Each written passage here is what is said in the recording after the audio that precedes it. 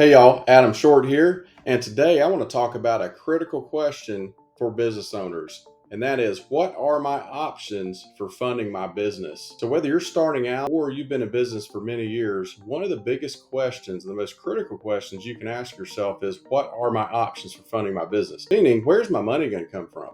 Where am I going to find the capital to build my business, to scale my business, or even just to launch my business to begin with? As you probably know, this is not a one-size-fits-all question, and it's not the same answer for every business owner. Every business is different, and you might be a service business, or you could be a product business, or you could be a combination of the two. So I want to unpack this a little bit today, and first of all, talk about what is funding, where can you get funding, why do you even need funding to begin with? You could be starting out your business and thinking, I need this amount of money to launch the business, to hire people, build the equipment, or build the real estate, or acquire real estate, or whatever it might be in order to manufacture and distribute the widgets or the service that you are looking to release to the marketplace. And that takes money. As the saying goes, in order to make money, you have to spend money. But there are some differences here depending on whether you're a service-based business or a product-based business. For example, if you're a service-based business, professional services company, maybe you're a business trainer, or you're an attorney, you're an accountant like we are,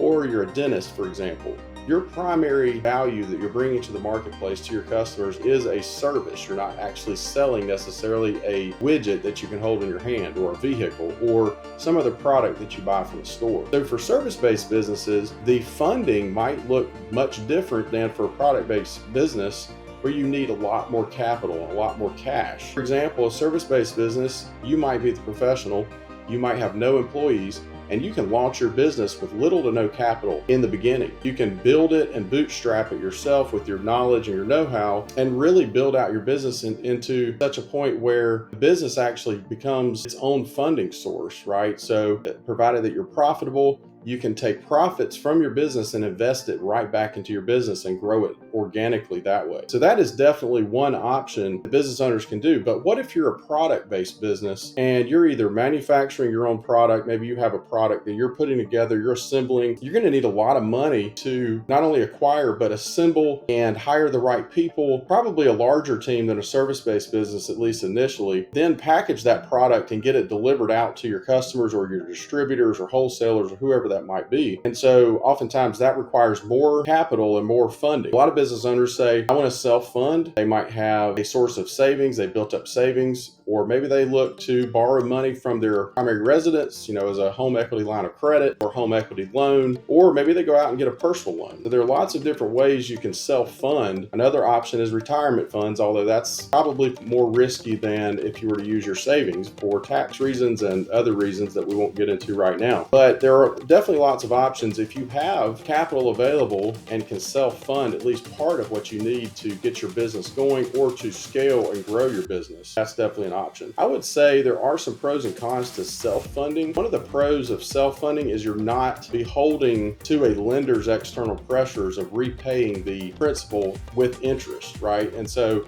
some of the loans that you might find may have fluctuating interest rates, which right now, as you know, if you're watching this in real time in 2023, interest rates are pretty high and they may go even higher. So if you have a business loan and the interest rate is variable, it's possible that your interest costs could go higher as you move forward, or it could also decrease too. So that would be an advantage of self-funding over borrowing the money, because you would not be subject to a lender's external pressure and repayment schedule. So that's definitely an advantage of self-funding. Another advantage is you have skin in the game. So you're actually contributing your own money into the business, and that's a very powerful motivator to give it your all, to really be all in. Also, you have flexibility to decide how much funding you want to put into the business.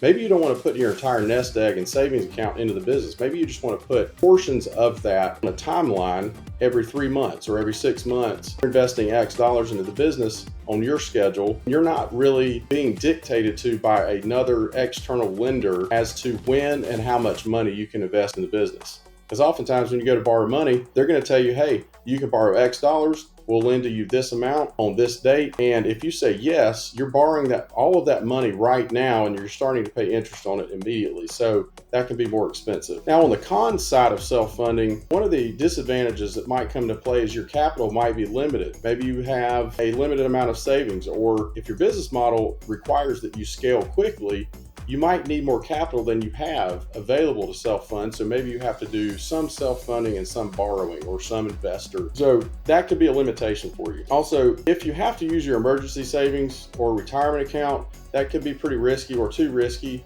and leave you without a backup plan should things not go how you planned with the business. For example, things don't pan out like you expected, customers don't buy your product, or clients don't retain you for your services, or whatever it is. So there is definitely a disadvantage there. You have your capital, your money in the game, quite literally, and if you don't have a backup plan, that's your money that you're losing rather than somebody else's money that you borrowed. Okay, so that's self-funding. Another option is outside financing, which we talked about a little bit. You got tons of different options when it comes to outside financing, whether it is conventional banks. They might be able to offer you a business loan, a personal loan, or even a home equity loan, or a home equity line of credit against your home. There also are non-bank lenders, such as lenders who partner with the SBA to offer 7A loans, for example. That's one of the small business loans, as well as the 504 loan program. And they are specifically geared towards small businesses. Oftentimes, the lenders that extend and offer those loans are not banks. And so they're more friendly, they provide more friendly terms to business owners that are better than what you might get from a conventional bank. Another option that's more of a newer option here in the past several years is loans that you can receive from your merchant account provider, such as PayPal or Square. Those two companies definitely offer those for business owners. For example, if you're accepting credit cards or methods of payment through Square and PayPal, and there are others, those are just two, you can actually borrow, you can take out a loan against the average amount that you're receiving on a regular basis through credit card payments, debit card payments, ACH,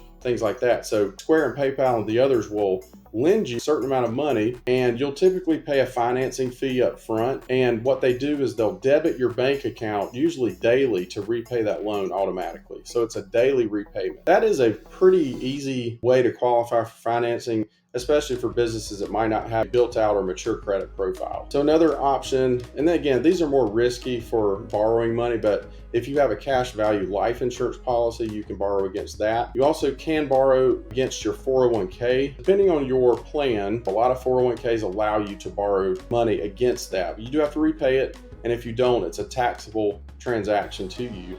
So it is risky, but that is an option for some business owners. But what if you're not wanting to borrow money, you don't want to self-fund? What if you're looking to outside investors to invest in your business? And this is definitely a viable option, especially for the businesses that are looking to scale and grow, and particularly if you're looking for a strategic partner, kind of like how they do on Shark Tank, wanting to bring in that expertise. And in exchange for that, you give up a portion of ownership of your company. Now they are an owner with you, whether they're minority or majority, however you want to structure that. And really, it's a source of money, but it's also a source of expertise and combining forces with somebody who can really help you. That is an equity financing option there. The big consideration is how willing are you to give up a piece of ownership in your company? So that's a huge thing to think through and consider. These are some of the options. And then a few parting thoughts as we wrap here. There are so many other considerations and implications to think through when it comes to funding your business. One of the biggest is tax implications, okay? So depending on how your business is structured, whether you have an entity, whether you do not have an entity, whether you're an unincorporated sole proprietorship, or maybe you're a single member LLC taxed as a disregarded entity, or maybe you're a partnership or an S Corp or a C Corp. The funding of your business can directly impact your tax picture. So careful planning is very wise and smart. You want to make sure you structure things in a tax efficient way. Another area to look at is credit worthiness. If you're a new business less than 2 years old, it can often be difficult to secure financing, especially from a conventional lender like a bank. But there are ways to optimize your business's credit profile, even if it's a new business. So there are ways to navigate that process and present your business in as favorable a light as possible, even to a bank lender. One other area to look at is what if planning. So what's your backup plan if things don't work out like you expect, if you don't end up being profitable like you expect? What are you going to do with the funding you secured? If it's self-funded, will you be able to replace that money? Will you be in a difficult financial situation if the business doesn't pan out like you expected? If it's debt, will you be able to repay that loan? Do you have a backup source of money that you can tap? So really the takeaway there is to plan for contingencies, balancing the risk with the reward. Only you have 100% of the context of your business. Nobody else has that. And then finally, factors outside your control. There always are going to be things that we can't control or we have little control over. For example, I mentioned the variable interest rate. Maybe the interest rate on your loan goes up and you have no control over that. And so that's a variable, that's a what if you have to think about. What about hiring employees? What if you're not able to hire the right people in time or in enough time to actually scale out your business? Or what about market risk? What if nobody wants to buy the product or service you're selling? How can you pivot and adapt in that situation? That's a lot of information to digest. Hopefully you found that helpful. I would love to hear what ideas you're mulling around your business funding, what you felt worked, what you felt didn't work, what you've learned through the process. Let me know what you think in the comments below. And again, thanks for watching.